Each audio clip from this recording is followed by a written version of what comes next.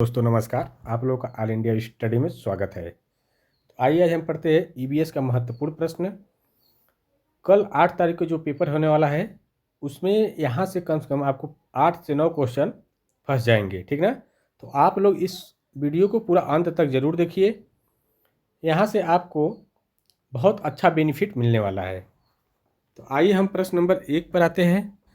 प्रश्न नंबर 1 है, एक पेड़ अपने तने में पानी जमा करता है।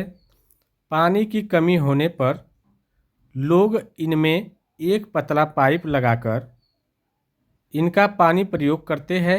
यह पेड़ है। तो ऑप्शन नंबर 1 है नारियल का, बी है मरुस्थली बबूल, सी है नीलगिरी और डी है बरगद का। तो बताइए। ये देखिए राजस्थान में होता है जहाँ मरुस्थल होता है, ठीक ना। तो इसका मतलब सही जवाब हो जाएगा इसका मरुस्थली बबूल का। तो ऑप्शन नंबर बी करेक्ट हो जाएगा। अगला क्वेश्चन देखते हैं, प्रश्न नंबर 2। निम्नलिखित में से कौन सा पेड़ों की सुरक्षा करने का उचित तरीका नहीं है। ऑप्शन नंबर 1 है वनोन्मूलन के तुरंत बाद वन रोपण करना, बी है अपने आस पड़ोस में नारे तथा पोस्टर का प्रयोग करना, सी है स्थानीय समुदाय स्तर पर चर्चाओं का आयोजन करना और डी है पेड़ काटने के विरुद्ध कानून बनाना। तो देखिए करा सबसे उचित और अच्छा तरीका नहीं है, पूछ रहा है ना। तो क्या है, वनोन्मूलन के तुरंत बाद वन रोपण करना, ये अच्छा तरीका नहीं है। तो ऑप्शन नंबर 1 करेक्ट हो जाएगा। आइए प्रश्न नंबर 3 देखते हैं। निम्नलिखित में से कौन सा गुण वातावरण की देन है न कि वंशानुक्रम की। Option number 1 blood group, B है बालों की गुणवत्ता, सी है वड़ांधता, ठीक ना, वड़ांधता और डी है संप्रेषण के कौशल। तो देखिए ये ब्लड ग्रुप भी किसका है, वंशानुक्रम का है। बालों की गुणवत्ता भी वंशानुक्रम होता है, वड़ांधता भी वंशानुक्रम होता है, लेकिन संप्रेषण के कौशल जो होते हैं यह वंशानुक्रम नहीं होते, ठीक ना। तो ऑप्शन नंबर डी करेक्ट हो जाएगा। अगला देखेंगे प्रश्न नंबर 4। निम्नलिखित में से कौन सा सदाबहार पौधा नहीं है। तो ऑप्शन नंबर 1 है सनोवर का, बी है चीड़ का, सी है देवदार का और डी है चिनार का। तो बताइए। देखिए जो सदाबहार वन होते हैं उसमें ये पौधे उगते हैं। तो ऑप्शन नंबर जो डी है चिनार का, यह सदाबहार वन में नहीं उगते हैं, तो इसलिए यह पौधा सदाबहार नहीं है। तो ऑप्शन नंबर डी हो जाएगा। अगला देखेंगे प्रश्न नंबर 5। निम्नलिखित बीमारियों तथा उनके प्रकारों को पढ़े। ऑप्शन एक है डिप्थीरिया, करा अभाव के कारण होने वाली बीमारी है, बी करा डेंगू संक्रमण रोग और सी करा है क्वाशियोरकर संक्रामक रोग और डी है मरासमस अभाव के कारण बीमारी। उपरोक्त में से सही कौन सा गलत है, कौन सा जोड़ा इसमें कौन कौन गलत है। तो देखिए डिप्थीरिया जो होती है वह अभाव के कारण होने वाली बीमारी है, तो ये गलत है, ऐसा नहीं है। डेंगू संक्रमण है, तो ये बात ठीक है। क्वाशियोरकर जो है संक्रमण रोग है, ठीक, तो ये बात गलत है, ठीक ना। मरासमस जो है अभाव के कारण बीमारी, ये सही है। तो यहाँ पर कह रहा है कि गलत कौन सा है, ठीक ना। तो 1 और 3 गलत है, तो ऑप्शन नंबर बी करेक्ट हो जाएगा, 1 और 3। प्रश्न नंबर 6 देखेंगे। हमें हमेशा भोजन कह रहा है कि हमें ऐसा भोजन खाना चाहिए जिसमें निम्नलिखित की पर्याप्त मात्रा हो। तो ऑप्शन नंबर 1 है स्वाद एवं गंध, बी है तेलों और वसाओं की मात्रा और सी है स्वच्छता एवं पोषण और डी कह रहा है रंग और मसाले। कह रहा है हमें ऐसा भोजन खाना चाहिए जिसमें पर्याप्त मात्रा में हो। क्या होना चाहिए पर्याप्त मात्रा में, बताइए। स्वच्छता एवं पोषण होना चाहिए, ठीक ना। तो ऑप्शन नंबर बी करेक्ट हो जाएगा। अगला देखेंगे प्रश्न नंबर 7। रक्त अल्पता एनीमिया के उपचार के लिए निम्नलिखित में से किस प्रकार के भोजन का सेवन करना चाहिए। ऑप्शन नंबर 1 है विटामिन ए भरपूर, बी है विटामिन सी भरपूर, और सी है विटामिन B9 भरपूर, और डी है विटामिन B12 भरपूर। तो देखिए एनीमिया रोग जो होता है विटामिन B12 की कमी के कारण होता है, तो इसका सही जवाब हो जाएगा ऑप्शन नंबर डी। ठीक, अगला क्वेश्चन देखेंगे प्रश्न नंबर 8। निम्नलिखित में से कौन सी खाना पकाने की स्वस्थ विधि है। ऑप्शन नंबर 1 है अच्छे स्वाद और गंध को प्राप्त करने के लिए भोजन में अधिक मसाले डालना, बी है चावल या अनाज पकाने के बाद बचे हुए पानी को फेंकना, सी है सब्जियां पकाने से पहले उसे धोना, और डी है भोजन को अधिक पकाना। तो देखिए सब्जियां को है पकाने से पहले उसको क्या करना चाहिए, धो लेना चाहिए, ठीक ना। तो ऑप्शन नंबर सी करेक्ट हो जाएगा। अगला देखेंगे प्रश्न नंबर 9। 9 है भारत में लोगों को पानी प्राप्त करने के लिए कौन सी समस्या का सामना करना पड़ता है। तो ऑप्शन 1 है बांध बनाना, बी है जाति आधारित भेदभाव, सी है पीने के लिए पानी खरीदना, और डी है टैंकर से पानी प्राप्त करने के लिए लंबी लाइनें। कह रहा है समस्या किस किस समस्या से जूझना पड़ता है पानी के लिए, ठीक ना। तो देखिए बांध बनाना, इससे भी जूझना पड़ता है, ठीक। और क्या कर रहा है, जाति आधारित भेदभाव, ठीक है, इससे भी जाति आधारित रहेगा तो उस जाति का हम पानी नहीं लेंगे, उस जाति नीच जात के है, ऊंची जात के है, ऐसे होता है, तो भेदभाव इससे भी होता है। पीने के लिए पानी खरीदना ये भी एक समस्या है, और लंबी लाइनें लगाना ये तो बात की बात है, ठीक ना। तो 1, 2 और 3 ऑप्शन नंबर, देखिए पानी खरीदना कोई बहुत बड़ी बात नहीं है, ठीक है, ऑप्शन नंबर बी करेक्ट हो जाएगा। अगला देखेंगे भारत के सबसे पहले कॉफ़ी बीन किस देश से लाए गए। ऑप्शन नंबर 1 है दक्षिणी अमेरिका, बी कह रहा है ऑस्ट्रेलिया, और सी कह रहा है यूरोप, और डी कह रहा है अफ्रीका। तो कह रहा है भारत के सबसे पहले कॉफ़ी बीन किस देश से लाए गए हैं। तो देखिए ये जो लाए गए अफ्रीका से, ठीक ना। तो इसका सही जवाब अफ्रीका हो जाएगा। आइए प्रश्न नंबर 11 देखते हैं। निम्नलिखित में से कौन सा पारिस्थितिकी पर्यटन का एक महत्वपूर्ण हिस्सा है। ऑप्शन नंबर 1 चिड़ियाघर, बी है बगीचे या फलोद्यान, सी है राष्ट्रीय उद्यान, और डी है वनस्पति उद्यान। तो देखिए ये राष्ट्रीय उद्यान जो है यह पारिस्थितिकी पर्यटन स्थल है, ठीक ना। तो ऑप्शन नंबर सी करेक्ट हो जाएगा। अगला देखेंगे प्रश्न नंबर 12। मधुबनी एक विशेष प्रकार की पेंटिंग होती है जो मानवों, फूलों, पक्षियों, पशुओं आदि को प्रदर्शित करती है। ये पेंटिंग निम्नलिखित में से कम की लुद्दी में रंगों को मिलाकर बनाई जाती है। ऑप्शन नंबर 1 चावल के, चंदन के, प्लास्टर ऑफ पेरिस के, और डी है मूंगफली के छिलके का पाउडर। तो ये देखिए चावल की बनाई जाती है, ठीक ना। मधुबनी का जो विशेष प्रकार की जो पेंटिंग होती है उसमें कलर डाल चावल को क्या पीस दिया जाता है और उसका आटा बन जाता है, उसमें हम कलर डाल करके बनाते हैं। तो ऑप्शन नंबर 1 करेक्ट हो जाएगा। आइए प्रश्न नंबर 13 देखते हैं। मरुस्थल में स्थित उस स्थान की मुद्रा का नाम बताइए जहां पानी तेल से महंगा है।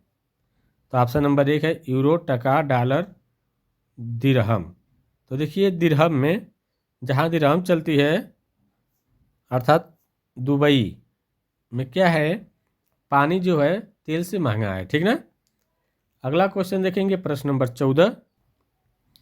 सुंदरलाल बहुगुणा निम्नलिखित में से किस के लिए जाने जाते हैं? ऑप्शन नंबर 1 है चिपको आंदोलन के लिए, बी है मौन घाटी को बचाने के लिए, सी है अपिक्को आंदोलन के लिए और डी है नर्मदा बचाओ आंदोलन के लिए। तो देखिए सुंदरलाल बहुगुणा जो जाने जाते हैं वो चिपको आंदोलन के लिए, ठीक ना। तो ऑप्शन नंबर 1 करेक्ट हो जाएगा। प्रश्न नंबर 15 देखते हैं। बाल केंद्रित उपागम में ज्ञान के स्थानांतरण की प्रक्रिया क्या है? तो ऑप्शन नंबर 1 सक्रिय, सी है रटने पर आधारित, बी है निष्क्रिय और डी है याद करने पर आधारित। बाल केंद्रित उपागम की बात हो रही है, जो स्थानांतरित होती है ज्ञान एक से दूसरे में, ठीक ना। तो यह सक्रिय होना चाहिए, ठीक ना, ये सक्रिय होती है। अगला क्वेश्चन देखेंगे प्रश्न नंबर 16। CCE एक उपागम है जिसका उद्देश्य विद्यार्थियों के शैक्षिक क्षेत्र के दौरान उसके संपूर्ण विकास का आकलन करना है। यदि एक छात्र अधिगम में कुछ कठिनाइयां महसूस करता है तो इस मूल्यांकन का उपागम निम्नलिखित में से क्या होना चाहिए?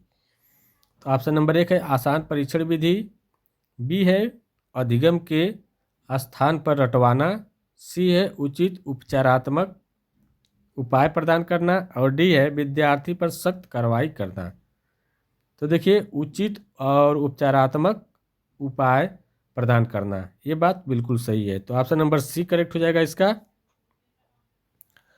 प्रश्न नंबर अब 17 देखेंगे। CCE में सतत की अवधारणा निम्न में से किस पर केंद्रित है? ऑप्शन नंबर 1 है हमेशा कुछ विद्यार्थियों को कार्य देना, अनियमित और लंबे कार्य देना, बी है अनियमित और लंबे कार्य देना, सी है विद्यार्थियों का नियमित और समय समय पर मूल्यांकन करना और डी है विद्यार्थियों का सभी संकेतों पर मूल्यांकन करना। तो देखिए इसका जो सही जवाब क्या हो जाएगा, विद्यार्थियों का नियमित और समय समय पर मूल्यांकन करना। तो ऑप्शन नंबर सी करेक्ट हो जाएगा। आइए प्रश्न नंबर 18 देखते हैं। निम्नलिखित में से कौन सा संकेतकों को ध्यान में रखने का लाभ नहीं है? तो ऑप्शन नंबर 1 है अधिगम का उद्देश्य प्राप्त करना, बी है सभी विद्यार्थियों में अधिगम का समान स्तर प्राप्त करना, सी है गतिविधियों और प्रश्नों की डिजाइन करने का आधार और डी है अपने माता पिता, बच्चों तथा अन्य अधिकारियों द्वारा बालक की उन्नति को समझने के संदर्भ में बिंदु। तो बताइए।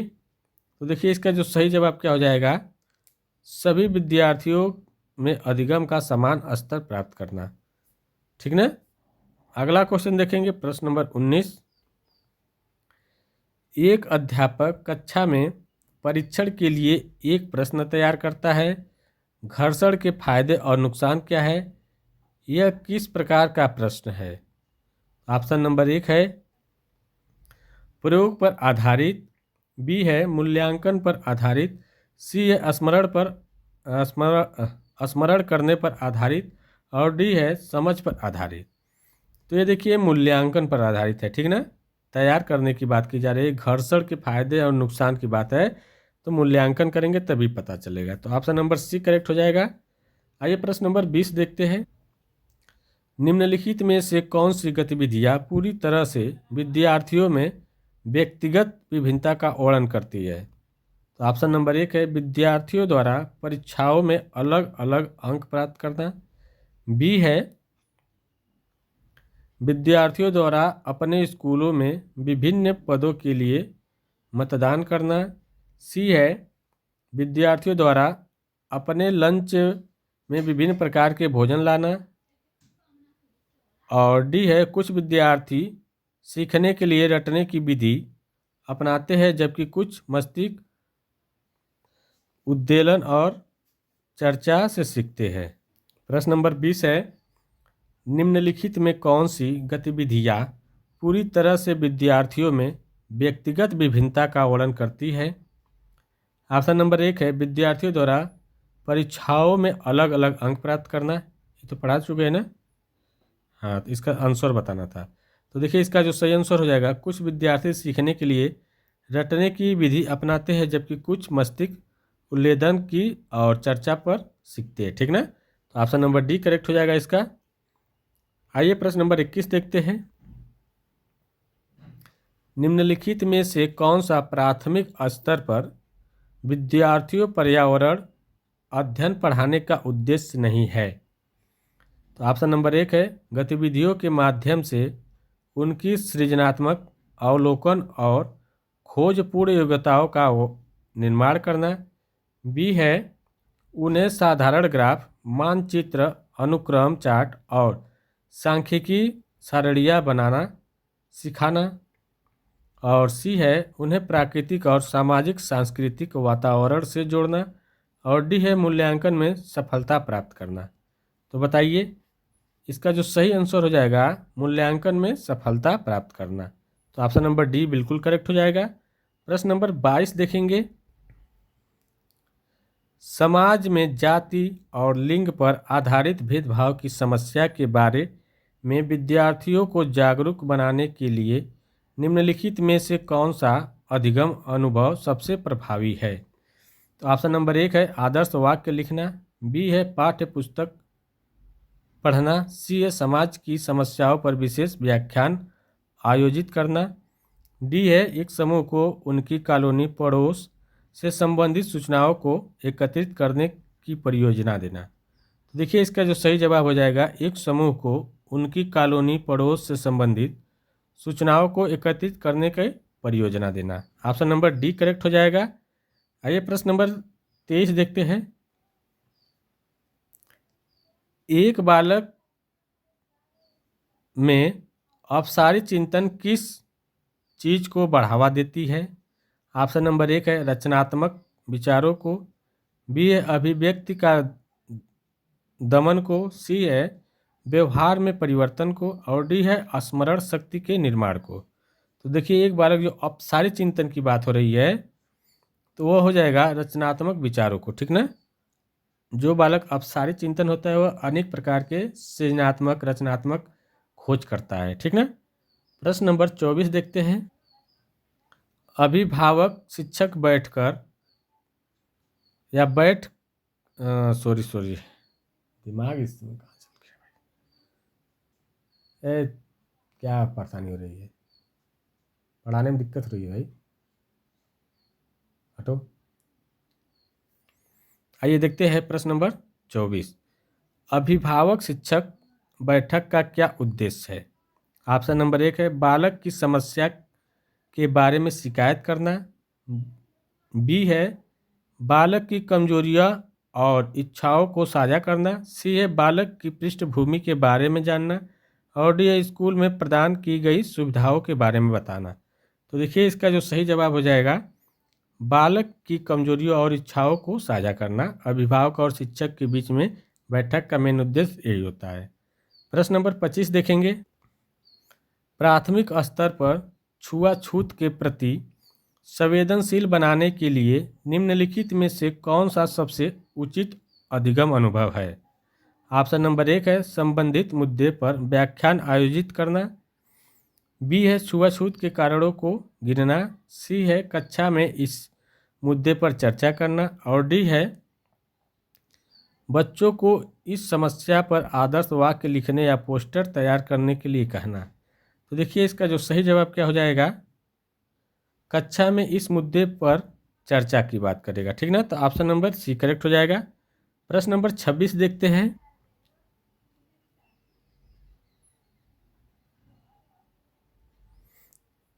एक ईवीएस शिक्षक पौधों की परी नामक पाठ को पढ़ाने के लिए या पढ़ाने में विभिन्न प्रकार की विधियों का प्रयोग करता है। वह एक क्षेत्र भ्रमण के दौरान छात्रों को तनों के आकार, रंग और बनावट का अवलोकन करने, समूह में विभिन्न प्रकार के पत्तों को एकत्रित करने और इन पत्तों की बनावट, रंग, आकार, संरचना और गंध के बारे में चर्चा करने तथा आसपास के पौधों के प्रयोगों का पता लगाने और उन पर चर्चा करने के लिए कहता है। निम्नलिखित में से शिक्षक को किन गतिविधियों को प्रोत्साहित या प्रोत्साहन नहीं करना चाहिए? तो ऑप्शन नंबर 1 है बच्चों का उनके अवलोकन के दौरान पौधों के अन्य हिस्सों की चर्चा करना। बी है बच्चों द्वारा स्थानीय भाषा में अवलोकन को लिखना। सी है बच्चों द्वारा पौधों के नाम याद कराना। और डी है बच्चों द्वारा अपने समूह के सदस्यों की सहायता करना।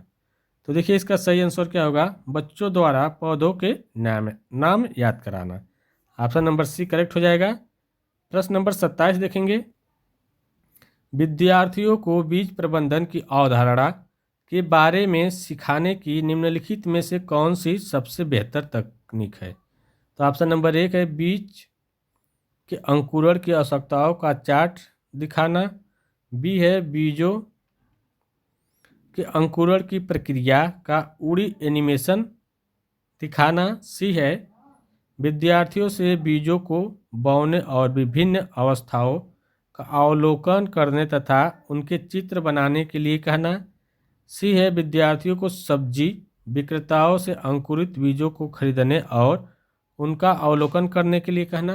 तो देखिए इसमें जो हो जाएगा ऑप्शन नंबर सी हो जाएगा, विद्यार्थियों से बीजों को बोने और विभिन्न अवस्थाओं का अवलोकन करने तथा उनके चित्र बनाने के लिए कहना।